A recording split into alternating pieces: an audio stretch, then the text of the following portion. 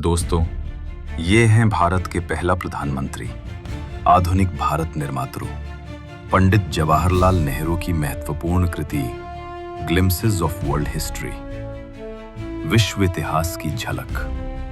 वे प्रारंभिक दिन भारत में आर्यों का महान काल था।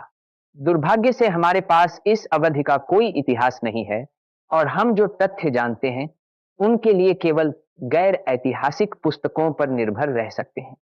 उन दिनों के राज्यों और गणराज्यों में मगध दक्षिण बिहार में, विदेह उत्तर बिहार में, काशी या बनारस, कौशल जिसकी राजधानी अयोध्या थी, आधुनिक फैजाबाद, और पांचाल गंगा और जमुना के बीच।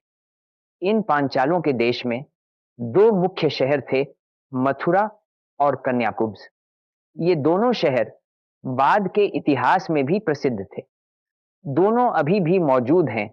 कन्याकुब्ज कनौज नाम से कानपुर के पास। उज्जैन भी उन प्रारंभिक दिनों में मौजूद था।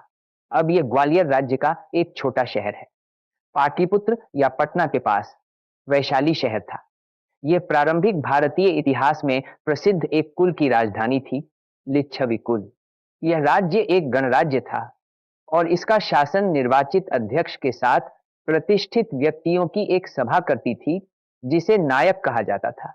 जैसे जैसे समय बीता, बड़े शहर और नगर बढ़े, व्यापार बढ़ा और कारीगरों की कलाएं और शिल्प समृद्ध हुए।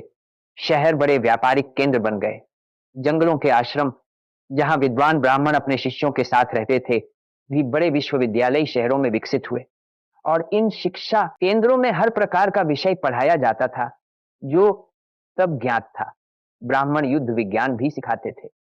तुम्हें याद होगा कि महाभारत में पांडवों के महान गुरु द्रोणाचार्य थे, एक ब्राह्मण जिन्होंने उन्हें अन्य चीजों के साथ साथ लड़ने का तरीका भी सिखाया था।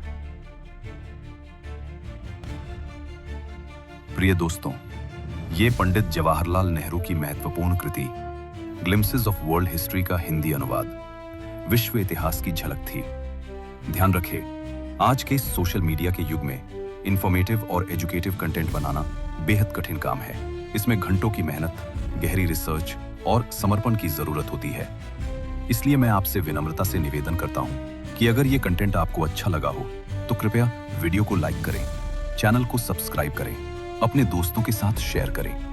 थैंक्स। सुपर चैट या मेंबरशिप के जरिए हमारा आर्थिक साथ दें। आपका ये छोटा सा सहयोग हमें प्रेरणा देता है और अच्छे कंटेंट को बुरे कंटेंट के सामने जीतने में मदद करता है।